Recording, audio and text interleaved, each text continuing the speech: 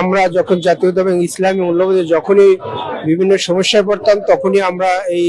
আপসীর নেত্রী ম্যাডামের সাথে দেখা করে একটা দিক নির্দেশনা, এবং সে ছিল আপসীর নেত্রী যার ভিতরে কোনো কারো প্রতি কোনো বিদ্বেষ, কারো প্রতি কোনো ক্ষোভ, এটা আমরা জীবনে দেখি না। তো এই আপসীর নেত্রী তিনবারের প্রধানমন্ত্রী বাংলাদেশের জন্য যা করে গিয়েছেন, আমরা যদি এটা ধরে রাখতে পারি, আমরা মনে করি আমাদের এই প্রজন্ম কিছুটা হলেও তার প্রতিদান, তার যে প্রত্যাশা যে বাংলাদেশ একটি গণতন্ত্র, প্রতিষ্ঠিত গণতন্ত্র, প্রাতিষ্ঠানিক গণতন্ত্র, এইটা সবসময় স্বপ্ন দেখেছেন। এই স্বপ্ন যদি বাস্তবায়ন করতে হয়, আমাদের ন্যায্যতার ভিত্তিতে আমাদের সেই গণতন্ত্রকে রক্ষার জন্য যা কিছু দরকার, বাংলাদেশের ভাগ্য পরিবর্তনের জন্য, বাংলাদেশের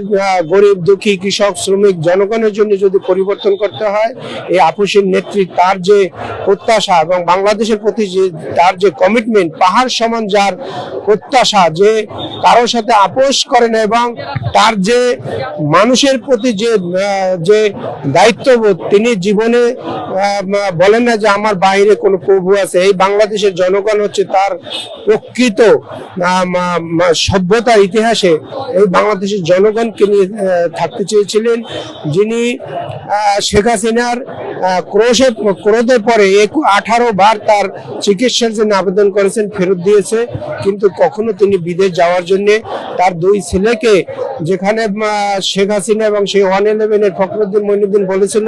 যে আপনি শুধু একটু বলেন, এই সই করেন, তাহলে আপনাদের কোনো ধরনের কোনো নির্যাতন ষড়যন্ত্র হবে না। কিন্তু বাংলাদেশের জনগণের প্রতি যে ভালোবাসা, সেখান থেকে সে, এবং স্বাধীনতার চেতনার যে ভালোবাসা, সেখান থেকে একটু সরে যান নাই, যার কারণে মানুষ আজকে লক্ষ লক্ষ মানুষ আজকে তার জানাজা উপস্থিত হয়েছে। আমরা মনে করি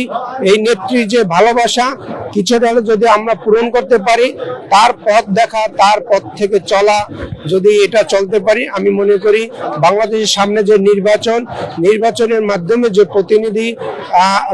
নির্বাচিত হবে, তারা যদি তার এবং শহীদ প্রেসিডেন্ট জিয়াউর রহমান আদর্শকে যদি লালন পালন করে,